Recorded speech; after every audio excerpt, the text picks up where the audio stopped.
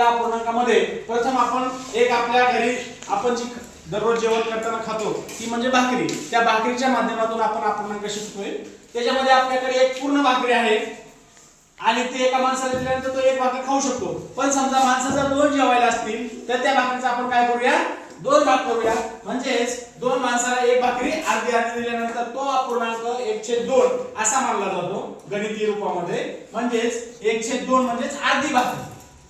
तीच भाकरी जर समजा चार माणसं जेवायला बसली तर त्या भाकरीचे आपण चार भाग करतो. म्हणजे त्याला आपल्या मराठी भाषेमध्ये चतकोर म्हणतो. त्याला 1/4 म्हणजेच भाकरीचा पाव भाकरी, पाव भाग.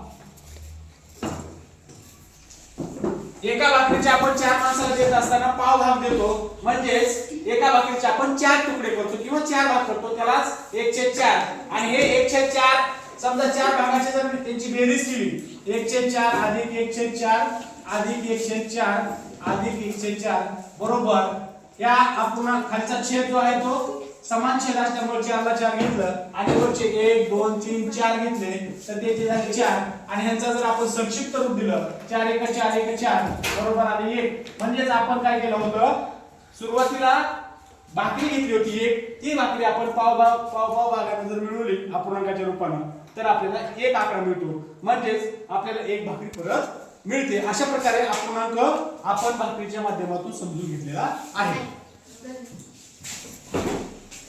कट कर.